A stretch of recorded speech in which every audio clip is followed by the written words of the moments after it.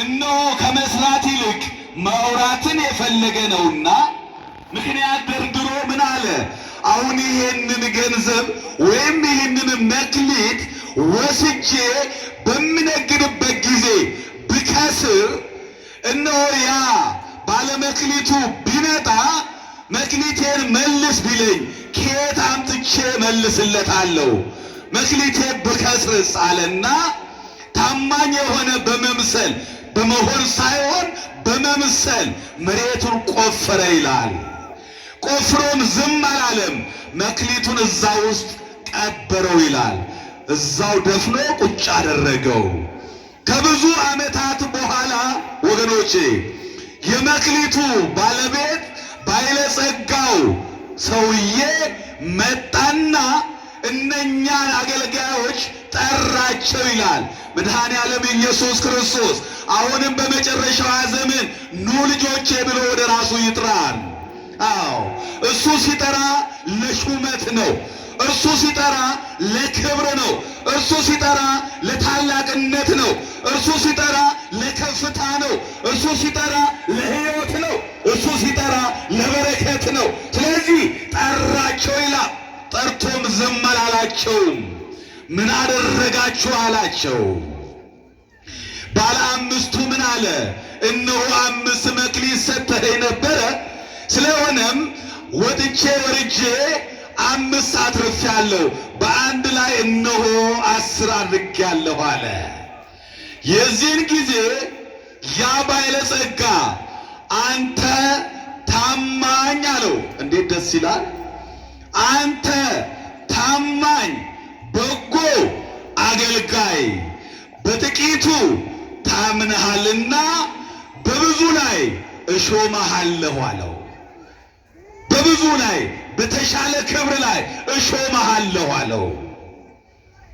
ስለሆነም ወደ ጌታህ ደስታ ምን በላለው? ግባ አለው።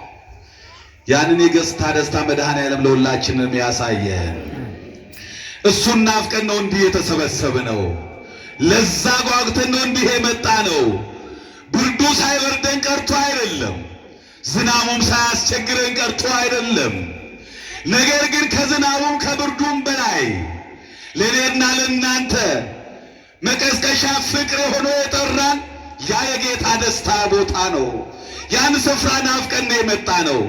ሁለተኛውም መጣ። እነሆ ጌታዬ አለ 2 መክሊት ሰጥተኸኝ ነበረ፣ በሁለቱ ነገድኩበት፣ እነሆ 2 አትርፌአለሁ፣ 4ቱንም መክሊት እነሆ አለው። ይሄንንም እንደዚሁ ዘበህዳት ምእመነ ኮንከ ዲበ ብዙ ሰይመከ በአውስተ ፍስሐሁ ለእግዚእከ፣ አንተ በጎ ታማኝ አገልጋይ አለው። በጥቂቱ ታምነሃልና አንተንም በብዙ ላይ እሾምሃለሁ፣ ወደ ጌታም ደስታ ግባ አለው ይላል። ክብር ምስጋና ለአምላካችን ይሁን። ወደ ጌታ ደስታ ግባ አለው ይላል። ከባዱ አሁን ነው። ሶስተኛው ሰነፉ፣ ሐኬተኛውና ክፉ፣ ባለምክንያታዊው፣ የድካሙ የስንፍናው ሰበብ ፈልጎ መሬት ቆፍሮ የቀበረውን ከቆፈረበትና ከቀበረበት መቃብር ውስጥ ማለቁ ወይም መክሊቱን አውጥቶ ይዞ መጣ ይላል። ይዞ መጣና ወደ ባለጸጋው ዘንድ ቀርቦ እነሆ ጌታዬ አለ፣ አንተ ጨካኝ፣ ክፉ፣ ኃይለኛ ሰው እንደሆን ካውቃለሁ። ስለሆነም የሰጠኸኝን መክሊት ነግጄበት ብከስር ብዬ ፈራሁ። ሳይሰራ እኮ ነው ብከስር። እንዲህ ብሆንስ፣ እንዲህ ቢገጥመኝስ፣ እንዲህ ቢደረግብኝስ፣ እንዲህ ቢሆንብኝስ ከማድረጋችን በፊት ምክንያት እንደምንደረድረው ሁሉ ማለት ነው። ምክንያት ደረደርና ብከስር ብዬ ፈርቼ መሬት ውስጥ ቀብሬ አስቀመጥኩት። ስለሆነም የሰጠኸኝን መክሊት እነሆ አንዱንም አለው። የዚህን ጊዜ ያ ጌታ ወይም ያ ባለጸጋ ምን አለው? አንተ ክፉ ሐኬተኛ አለው። ከእንዲህ አይነቱ እግዚአብሔር ሁላችንን ይሰውረን። አንተ ክፉ ሐኬተኛ አለው።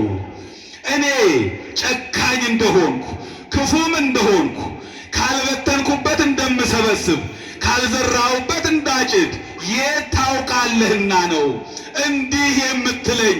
ስለዚህ አለ በሉኑ አለና አገልጋዮቹን ወይም አሽከሮቹን ከእጁ ተቀበሉት፣ የያዘውንም መክሊት ውሰዱበት፣ ወስዳችሁም ለባለ 10ሩ ስጡት አለ።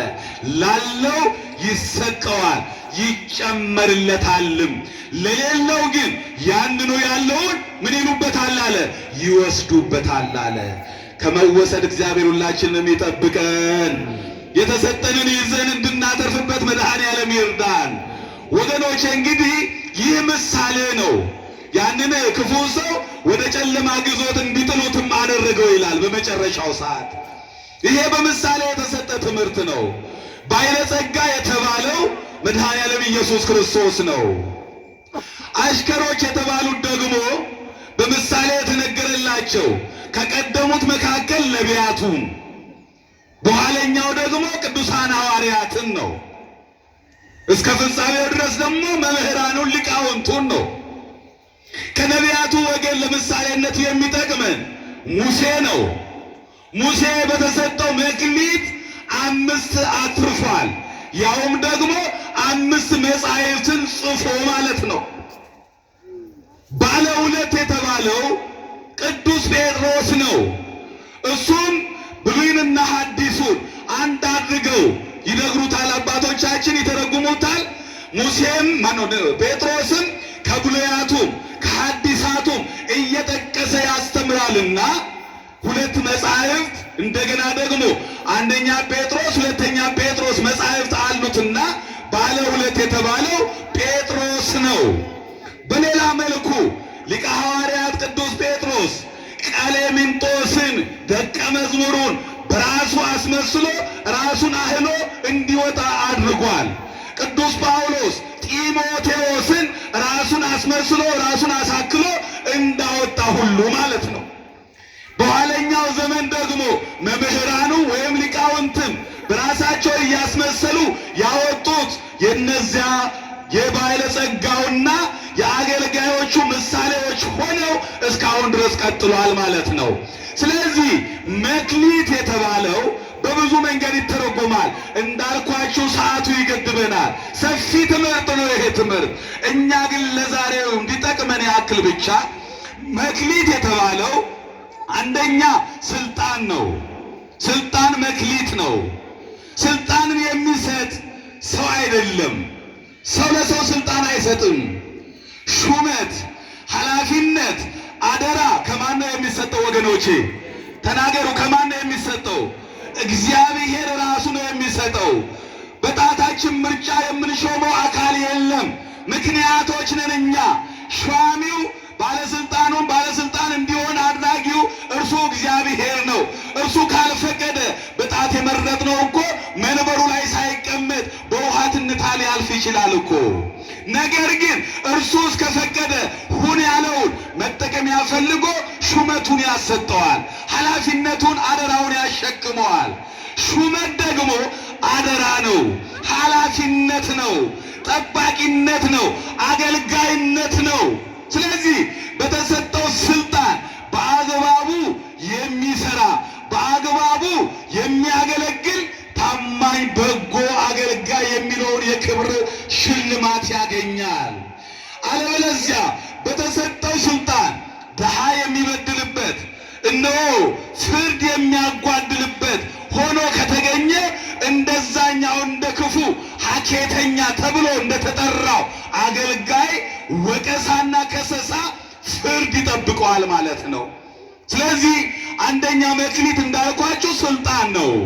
ስልጣን የተሰጠን አካላት እንደየአቅማችን ነው። ጠቅላይ ሚኒስትር መሆን የቻለው በጠቅላይ ሚኒስትርነቱ ማገልገል በሚገባው ልክና መጠን ሀገርን ማገልገል አለበት። ፓትርያርክ ሆኖ የተሾመው በፕትርክናው ልክ ሀገርንም ሕዝብንም ማገልገል መቻል አለበት። አደራውን ኃላፊነቱን የሰጠው እርሱማ ስለሆነ ወገኖቼ እግዚአብሔር ስለሆነ ከሱ የተቀበለውን አደራ በታማኝነት በበጎነት ካገለገለበት ልክ እንደ ባለ 5ቱ አንተ በጎ ታማኝ አገልጋይ የሚለውን የክብር ስም ያገኛል ማለት ነው። ባለ 2ም እንደዛው በጎ ታማኝነቱን ያገኛል ማለት ነው። ሁለተኛው መክሊት የተባለው ሀብት ነው፣ ገንዘብ ነው። ለእያንዳንዳችን ባልጠበቅነው ባልገመትነው መንገድ እግዚአብሔር መክሊት ሰጥቶናል። በብልጽግና ማማ ላይ አስቀምጦናል። በሀብት ማማ ላይ ቁጭ አድርጎናል። በእጃችን የምንቆጥረው፣ በቤታችን የምናስቀምጠው፣ በባንክ የምናስቀምጠው በየስፍራው ያለን ሀብት ንብረት ይኖረናል። በዛ በሀብትና በንብረታችን መክሊት ነው ብለን አምነን የሰጠንን አምላክ በታማኝነት በገንዘባችን በጎ ስራ ልንሰራበት ይገባናል። በሌላ መልኩ መክሊት የተባለው ዕውቀት ነው። ሰው የተማረውን ትምህርት በአግባቡ ስራ ላይ ማዋል መቻል አለበት። ዕውቀትን ሰጪ እግዚአብሔር ነው። ያለ እግዚአብሔር ዕውቀት ድንቁርና ነው። ያለ እግዚአብሔር ሀብትም ድህነት ነው። ያለ እግዚአብሔር ስልጣንም ውርደት ነው።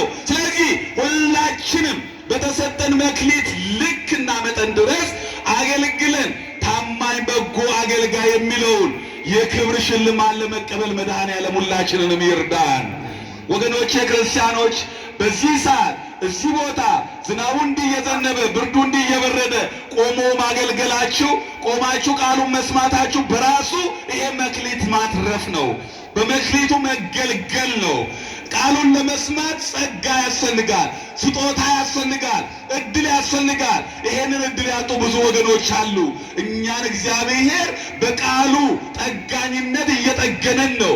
በቃሉ ሕይወትነት ሕይወት እየሰጠን ነው። ስለዚህ ሁላችንም መኑ ውእቱ ገብርኄር የሚለው ቃል፣ አዎ አንተ በጎ ታማኝ አገልጋይ የሚለውን ቃል ሰምተን የመንግስቱ ወራሽ የክብሩ ተቋዳሽ ለመሆን እንድንችል የእግዚአብሔር ቸርነት የእናታችን የእመቤታችን የቅድስት ድንግል ማርያም አማላጅነት ከሁላችን ጋር ይሁን። ቅዱሳን መላእክት በጠባቂነታቸው፣ ጻድቃን ሰማዕታት በምልጃ ጸሎታቸው ከሁላችን ጋር ይሁኑ። ወገኖቼ ከሁሉ በላይ እግዚአብሔር በዚህ ሰዓት ከኔና ከናንተ የሚፈልጋቸው ብዙ ነገሮች አሉ። ይበልጡኑ ደግሞ መተሳሰቡን፣ መዋደዱን፣ መግባባቱን ትኩረት አድርጉበት።